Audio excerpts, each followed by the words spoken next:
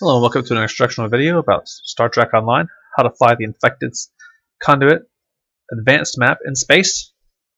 We're going to be flying for DPS here, so this build, this video is going to be as build agnostic as possible. We're not going to talk about builds very much. We are going to try and make the video as applicable to general piloting for this map, often called ISA in the community, and how to fly it effectively. At the start of the map, I'm flying a cruiser.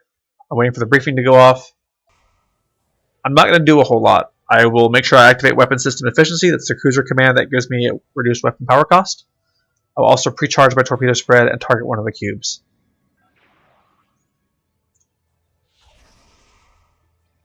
This particular run is being done in a Shepherd class, the Fleet Gagarin, but we're going to keep it, like I said, as build agnostic as possible. So as I power up, I'm going to fly into the first set of enemies. There are 4 spheres and 3 cubes. I activate full impulse just long enough to get me into firing range and then glide into range from here. If I was a little bit better of a pilot, I would keep that full impulse going for just a second or 2 longer to get me even closer. Optimal firing range is going to be within 5 or 6 kilometers, preferably down to 3 or 4. Within 2 kilometers, you're in danger of getting hit by the warp core breach if you're too close to the cubes when they blow up. So I'd like to sit about 2.5, 3 kilometers away. In this case, I'm going to go ahead and start firing. I don't activate any long cooldown powers here. So all of my captain powers, I'm just reserving those for the next fight. In this case, we've cleared 1, 2, 3 of the spheres. I see the 4th one blowing up above me. The last cube is going down.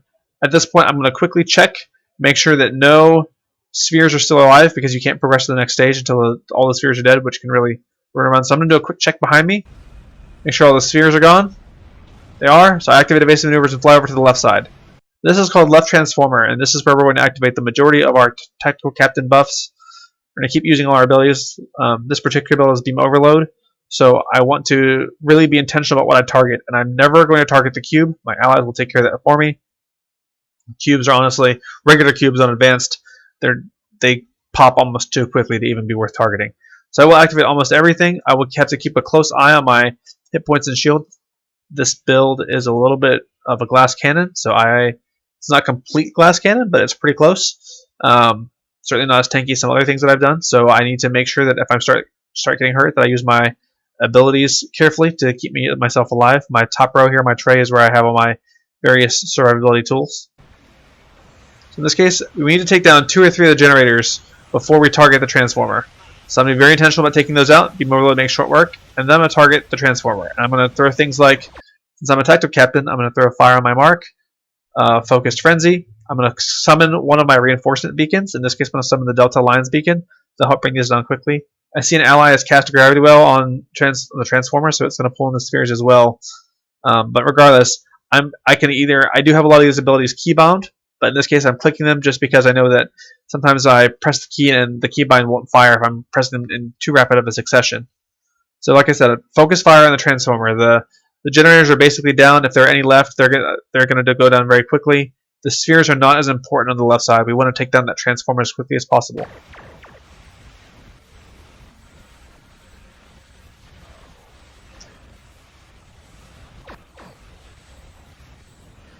Alright, so once the transformer is down, we burned it down pretty quickly. We're going to turn to the left and briefly engage the group of probes and spheres that was moving over from the gateway. I only need to take a single pass on these. I don't need to sit here and fight them the whole time. One, I've got allies that will clean them up behind me. And remember, the mission progresses by clearing out the structures, not by killing all the probes and spheres, who they honestly won't move very much. So we'll clear out the nanite probes with just a pass or 2, and then we're going to use evasive maneuvers again and zip over to the other side.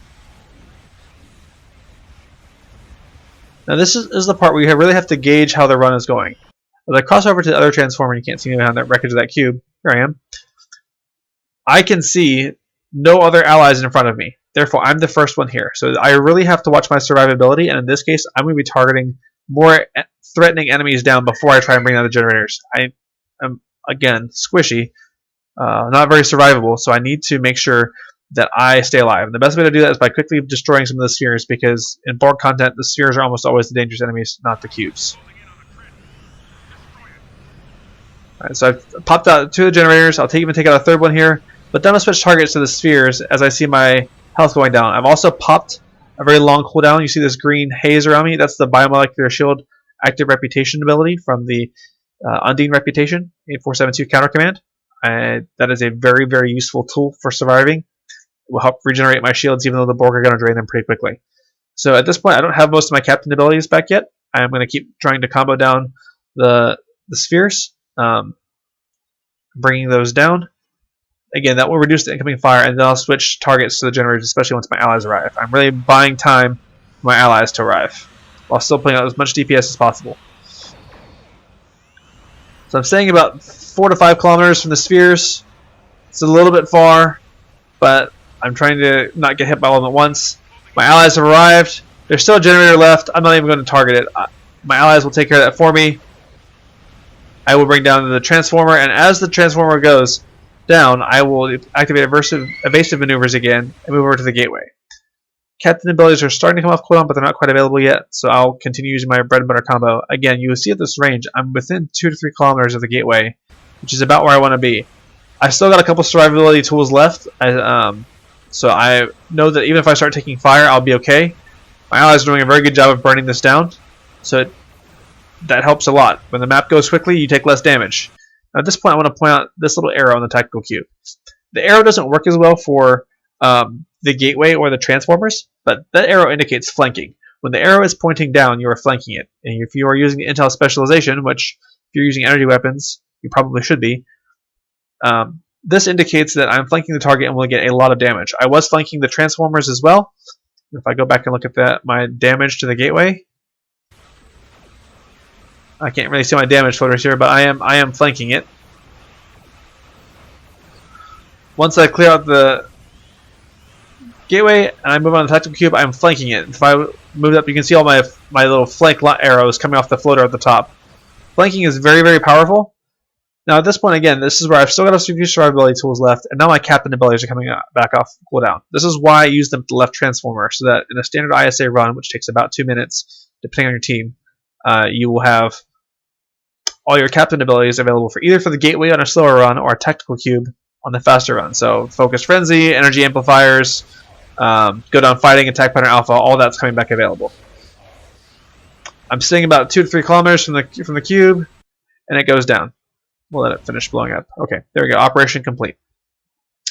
This ended up being about a 135,000 DPS run, so pretty high for what ISA is standard. It's possible to get much, much higher, of course, but one, I'm not that good of a pilot. I did make some mistakes in how I use my build. I could have flown a little more aggressively. It's hard to gauge when you're flying with random teammates, but 135 is certainly very respectable for a random group of players working together. Couple highlights. Remember, you want to have your ship built for speed. I was able to use evasive maneuvers so fast because of some features of my build. I had emergency powered engines and a duty officer that reduces the cooldown on evasive maneuvers whenever I use emergency powered engines. So that helped me use evasive maneuvers twice. Speed is definitely very helpful.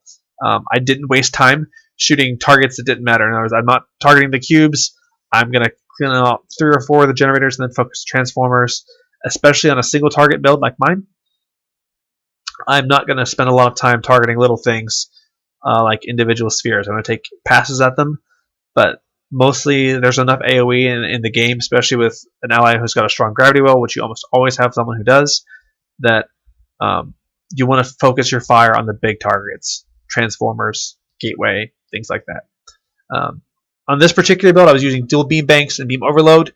This basically applies, the piloting tips apply to basically any other forward-firing beam build. So whether that's dual beam banks, whether you're running a beam ship with most of your beams pointing forward, you're not really worrying about broadsiding, anything that's not a 4-4 cruiser with broadsiding, this video and these piloting techniques, these tips will work just fine. It also applies really well for cannons. If you're flying with cannons, you got basically the same firing arc as dual beam banks, is what I was using here. So that you could use this same positioning and the same ideas for cannons. It would be a little bit different for a full tank that was using 4-4 weapons, 4 from the front, 4 on the aft, firing at 360 degrees. It would be a little bit different if I was flying something that was primarily using exotics like gravity wells. My targeting priority would be a little different. I think it still mostly holds true if I'm using standard torpedoes. In other words, if I'm using kinetic torpedoes like neutronic dark matter, Delphic distortion, and concentrate firepower. I think my priority order would still be pretty much the same. And again, on all of these builds, your primary targets are clear on ISA are clearing out the big guys, the cubes, the transformer, not the cubes. The transformers are the gateways of tactical cubes. The individual cubes are not as important, and the spheres are only important if they're going to kill you before you can kill the big stuff. In this case, like I said, I have a pretty good team, pretty good run overall. So I'm going to end the video here. Thanks for watching.